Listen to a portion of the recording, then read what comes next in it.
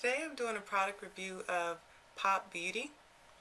I don't have much experience with this brand, but I was offered a couple of pieces, essential pieces to try out. So I'm interested in trying them out and then sharing my findings with you. So the first thing I have is the eye cake, and this is the teal eye cake. As you can see, there's several colors in one pot, and the pot is about this thick. There's actually an insert piece, so I'm not exactly sure how deep the pan is, but as you can see, it's a pretty wide pot, so a good amount of product, I would say, especially if it's as deep as it appears from the casing. Then there is the eye cake, and this one is in pretty in pink. There's several pink colors in there. There's a very dark pink, and there's even a pink with glitter. And the last piece I have is the mini ribbon gloss, and this consists of 3 ribbon gel glosses in the honeysuckle bronze. Now I'm actually wearing 2 of the pieces right now. I have on the mini ribbon gloss, the one in the center. I'm not sure of the color. There's 3 colors in here and it doesn't really distinguish what color is which, but the center one is what I currently have on my lips.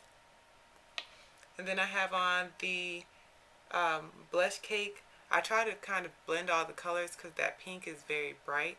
So I have that on my cheeks now. But I don't have on any of the shadow. Now, a couple of things that I noticed about it. First of all, I already mentioned the size of the tins that they come in.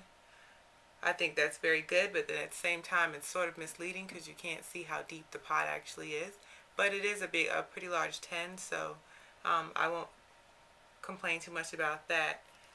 Now, as far as the different shadow colors all being together in one pot, for the eyeshadow I think it's perfectly fine. If you have your eyeshadow brush, you can just, swipe whatever color, or if you want to mix a few colors in while you're doing your eyes, you can do that as well. It's very easy to separate one color from the other. The downside of having all the colors together in one pot is when you have the blush, because your blush brush is generally full, and so it's harder to kind of separate the colors out. And I know I had one friend that tried out the same thing, and she said that the pink just came out a little bit too bright for her skin tone, and she wished she had a way to separate that. So what I do, found my blush brush, when I get the colors out, I just swipe across, and then I just take the top and I try to swirl and mix the colors in the top before I actually apply it to my skin. That kind of helps separate some of the colors out and blend them so that the pink is not so blaring on your skin. I'm trying to see if I can get a little bit on my hand so you can see it. I'm not sure if you can see that right there. Maybe you can. Maybe you can't. But anyway, those are just a couple of things. Something I do like about the pink, I'm all about glitter and sparkly, shiny things. So the glitter in the blush is, for me, kind of a bonus. I know some people don't like glitter as much, but if you do, then it's kind of something fun to look forward to. Also, with the separated colors, with the several colors in one tin, you don't actually have to pack up a lot of stuff if you're going to travel somewhere. You have it all in one tin just waiting. I mean, another option that you could use for separating the color is to try to maybe get a smaller brush to get the color on, and then, like I said, go back and blend it in the top. So that's the eyeshadow. Now, the lip gloss is labeled as a gel gloss, and I applied it with a lip brush, and it did kind of have a jelly consistency. At least that was how I felt when I was getting it onto the lip brush. It went on very smooth. It's not overly greasy. It's not sticky, and I do feel my lips are moisturized afterwards. The color is not very intense. It's kind of a sheer color, but then again, it's a gloss, so I don't really expect anything besides that. But the overall color, I liked it. Again, I've only tried one of the colors, but the one that I had, it had enough color, enough moisturizer, something that I can put on. I can wear to work. If I'm going out to dinner, I can add that as well. As always with any type of lip pots that don't come with their own brush, I like to apply my gloss with the brush. So that's something that I didn't like. I don't really like to put my fingers in the pot because that spreads germs. But if you have a travel size lip brush, or if you're just going to put on your makeup at home and not worry about it once you get out, then it's perfectly fine. As far as the eyeshadow goes, the directions are a little bit misleading because it says that for green eyes you should use the teal liner with turquoise lid. You should do a teal liner with a turquoise lid, and that will make green eyes look super green. Well, there's a bunch of turquoise colors in here, so I'm not actually sure what color they're referencing as turquoise. I'm thinking it's probably the center color, and then using the color right here on the side as an actual eyeliner, but I'm not completely sure. So I actually wish that maybe on the top or even on the back they would have printed some kind of key to help you better distinguish the colors.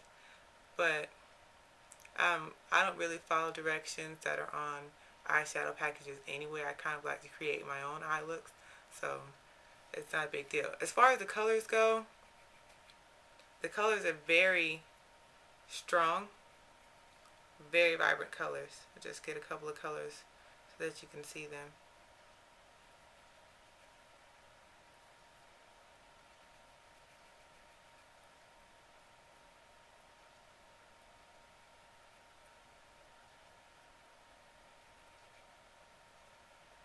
So there's some of the colors that are offered, and I put them on the back of my hand so you can see them a little better on my skin tone. A couple of things, they're not very dusty eyeshadows. I know that might not be the right term that people use for it, but I always hate when I apply eyeshadow and the powder's a little bit too loose and it kind of falls under my eyes and on my cheekbones, because then that causes extra cleanup. And it's not a huge deal, but sometimes I'm in a rush and I forget, and I just don't like to have extra eyeshadow lying around in places that it's not supposed to be. Like I said, the colors are very vibrant, so it's very pigmented eyeshadow. Definitely not the cheap stuff that you would buy at the drugstore. It's smooth to apply, very easy to blend. I would say a little bit goes a long ways as far as the color is concerned. You don't want to just load up your eyeshadow brush with plenty of color right away, because it does come out kind of dark. So if you're looking for something a little bit lighter, I would start out light and then build upon from there. Now, as far as when you wear it, I mean, I don't really tend to follow heavily as far as makeup trends go. I kind of wear whatever color I want when I want to. But I also live in Florida, so we don't have as many seasonal changes here as you would say in New York or somewhere else. So with the colors, it's actually a color that I would wear pretty much anytime, because in Florida you can wear what you want anytime except for, bomber jackets. But it's a very nice, good color for spring. Spring is all about bright pops of color and florals and different types of prints. So I can imagine several pieces that would probably go well with that eyeshadow combination in the springtime. So that is my quick review for Pop Beauty. So far, I do like the products. I like the wearability. They have a few minor kinks in packaging, but that's nothing that's a big deal. Like I said, there's always a workaround. So hopefully you'll get to try out some and you'll leave a few comments to let me know what you think.